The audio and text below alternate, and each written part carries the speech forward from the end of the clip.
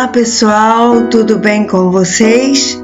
Eu espero que sim, pois pela graça de Cristo Jesus nós estamos vivos. Vivos para adorá-lo, vivos para bendizê-lo, vivos para ler e praticar a sua palavra em busca de tudo aquilo que ele nos prometeu, de termos uma vida abundante. A nossa leitura de hoje está no livro de Jó, capítulos 35, 36, 37 e 38. Vamos então iniciar a nossa leitura? Jó, capítulo 35. E Eliú prossegue em suas afirmações. Pensas de fato que tens o direito de dizer, diante de Deus serei absolvido? Pois questionas, que vantagem tenho eu? Que ganho teria se abandonasse meu pecado? Eu responderei a ti e aos teus amigos que te acompanham. Atenta para os céus e observa. Contempla as nuvens tão elevadas e seguras no firmamento. Se pecares, que mal poderás fazer contra Deus? Ainda que teus pecados sejam muitos, em que isso lhe afetará? Se procederes com justiça, o que lhe darás? Ou o que Deus receberá das tuas mãos? Ora, a tua impiedade poderia fazer mal a qualquer outro ser humano. Teu semelhante e a tua justiça apenas afetará os filhos dos homens. Os homens se lamentam quando carregam os fardos da opressão. Clamam e suplicam que os libertem dos braços dos poderosos. Mas não há quem rogue, onde está Deus, o meu Criador, que durante as noites faz surgirem cânticos, que nos ensina mais que aos animais de toda a terra e nos torna mais sábios que as aves dos altos céus. Ali clamam, mas Deus não responde, por causa da soberba e a arrogância dos perversos. Com certeza, Deus não ouve gritos sem sentido, nem para eles atentará Shaddai, o Todo-Poderoso. Muito mais quando alegas que não o podes ver. A tua causa está diante de Deus, portanto, espera nele. Contudo, imaginas que na sua ira Deus parou de castigar e que nem leva muito em consideração o orgulho e a iniquidade dos homens. Assim, Jó, não adianta levar teu discurso em frente. Falas demais, porém não sabes o que estás dizendo. Jó, capítulo 36. Prosseguiu Eliú, exclamando, rogo-te que sejais ainda um pouco mais paciente comigo, e te demonstrarei que é possível destacar outras tantas verdades em defesa das atitudes de Deus. De longe vem a minha sabedoria, eis que ao meu Criador atribuirei a justiça, pois, na verdade, as minhas palavras não serão falsas. Diante de ti está alguém com conhecimento e a mente sã. Deus é muito poderoso e mesmo assim não despreza nenhum dos seres humanos. Ele é poderoso e firme no cumprimento dos propósitos do seu coração. Não preserva a vida do ímpio, mas retribui com justiça aos que sofrem. Não desvia seu olhar dos justos, muito diferente disso, conduz os justos aos tronos e os proclama reis, a fim de que sejam exaltados para sempre. Se estão presos a grilhões e fortemente amarrados às cordas da tortura, então ele lhes revelará tudo quanto fizeram de errado e o quanto pecaram com arrogância. Ele os fará ouvir a correção e lhes ordenará que se arrependam do mal que praticaram. Se o obedecerem e o servirem, serão prósperos até o fim dos seus dias e se regozijarão durante todos os anos a eles reservados. Contudo, se não derem ouvidos a Deus, serão feridos pela espada e morrerão em completa ignorância. Assim, os ímpios de coração acumulam ressentimentos, mesmo quando Deus os agrilhoa e repreende, eles não clamam por livramento. Eles morrem jovens e a sua vida se encerra na companhia dos prostitutos dos santuários pagãos.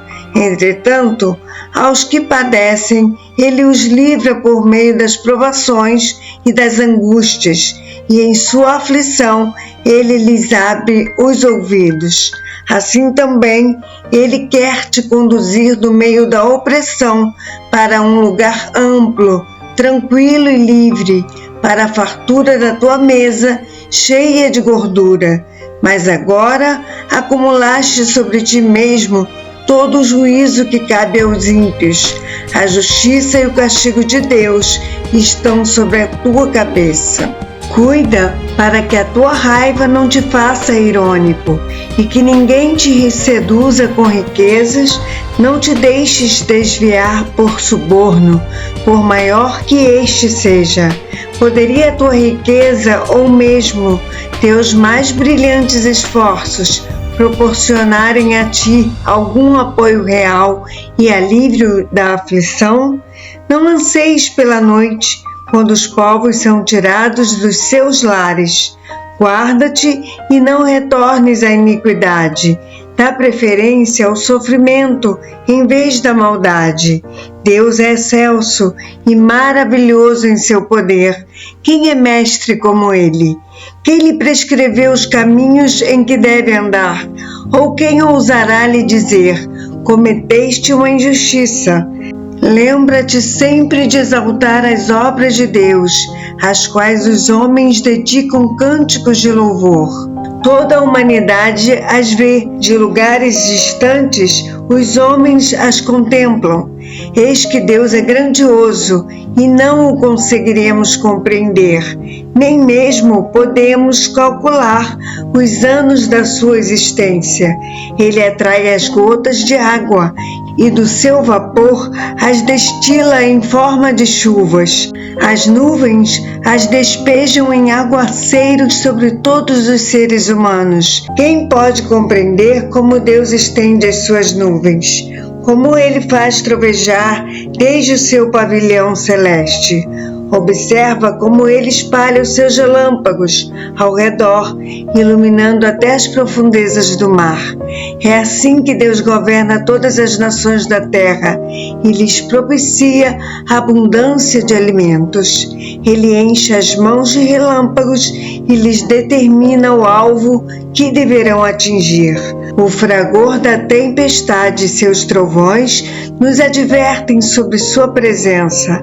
Até os animais pressentem a sua aproximação. Jó, capítulo 37. Ora, diante de tudo isso, meu coração bate mais forte e salta dentro do peito. Observa com atenção e inclina teu ouvido a compreender o trovejar da voz de Deus, o estrondo que parte de sua boca. Ele dispara seus relâmpagos e manda que estes cortem toda a extensão dos céus. Ordena que se dirijam velozmente para os confins da terra. Logo após a luz vem o som do seu grande estrondo. Ele troveja com a sua majestosa voz. Quando a sua voz ressoa, nada pode fazê-lo voltar atrás. A voz de Deus surge maravilhosamente na imensidão, como muitos trovões. Só ele realiza obras magníficas, muito acima do nosso entendimento. É ele quem ordena a neve. Cai, pois, agora sobre a terra e instrui a chuva. Transforma-te em forte aguaceiro. Deus paralisa o trabalho de cada ser humano, a fim de que todos os que ele criou sejam tomados de grande amor e respeito. Os animais se dirigem para os seus abrigos e ficam nas suas tocas. Do extremo sul sai o tufão e do recanto do norte o frio. Ao sopro de Deus forma-se o gelo e as vastas águas se congelam. Do mesmo modo, carrega de umidade as nuvens e entre elas espalha os seus relâmpagos.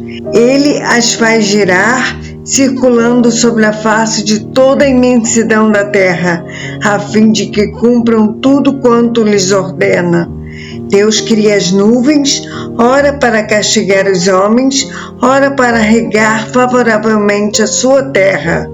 Ó Jó, escuta, inclina teus ouvidos para refletir sobre as maravilhas de Deus. Porventura sabes tu como Deus comanda as nuvens e manda brilhar os seus relâmpagos? Sabes tu como ficam suspensas as nuvens nos céus, essas maravilhas daquele que detém o pleno conhecimento? Percebes que em tua roupa desfaleceste de calor quando a terra é alcançada e fica amortecida sob o vento sul? Porventura podes, como Deus, estender o firmamento, que é sólido como um enorme espelho de bronze? Sendo assim, ensina-nos o que responderemos a ele, pois nós, por causa das trevas, não conseguimos sequer preparar nossas próprias defesas. Eu não ousaria discutir com Deus, porquanto isso seria pedir que ele me destruísse. Pessoa alguma consegue olhar para o sol nos altos céus, depois que o vento passa e clareia o firmamento. Do norte vem a luz dourada, Deus vem em temível majestade. Quanto a Shaddai, o Todo-Poderoso, não nos é possível compreendê-lo. Ele é magnífico em poder e justiça, pleno de retidão. Deus não oprime ninguém. Por tudo isso, os seres humanos devem amá-lo com toda reverência. Contudo, ele não dispensa sua atenção aos arrogantes e àqueles que a si mesmos se julgam sábios. Jó, capítulo 38. Então, eis que Deus respondeu a Jó do meio de um tufão e indaga: quem é este que busca turvar os meus desígnios com palavras sem conhecimento? Agora, pois, prepara-te como homem, porquanto eu te questionarei e tu me responderás. Onde estavas tu quando eu lançava os alicerces da terra? Conta-me, se é que tens verdadeiro entendimento. Quem determinou os limites das dimensões da terra? Talvez tenhas essa resposta. Ou quem estendeu sobre a face da terra o cordel, a linha de medir? E quanto os seus fundamentos, sobre o que foram assentados? E quem colocou a angular, a pedra fundamental, enquanto os luzeiros matutinos, como a alva, juntos cantavam, e todos os anjos, filhos de Deus, bradavam de júbilo? Ou ainda, quem represou o mar, estabelecendo-lhe portas, quando este irrompeu do ventre materno? Quando vesti de nuvens e em densa escuridão o envolvi? Quando tracei os seus limites e o restringi mediante portas e barreiras? Quando eu lhe ordenei: até aqui virás, contudo não avançarás, e aqui se quebrará o orgulho das tuas ondas. E tu, Jó, já deste ordens amanhã, ou determinaste a alvorada ao seu lugar, a fim de que ela apanhasse a terra pelas pontas e sacudisse dela os perversos? A terra toma forma como barro sob o trabalho do sinete, e tudo nela se observa como as cores de uma roupa. Mas aos ímpios é negada a sua luz, e quebra-se o seu braço erguido em altivez. Jó, já foste até as nascentes do mar, ou já passeaste pelas obscuras profundezas do oceano? As portas do Seol, do mundo dos mortos, já lhe foram mostradas? Observaste os portais das densas trevas da morte? Tens alguma ideia do quanto são imensas as áreas de toda a Terra? Dizes-mo se de fato sabes algo sobre tudo isso.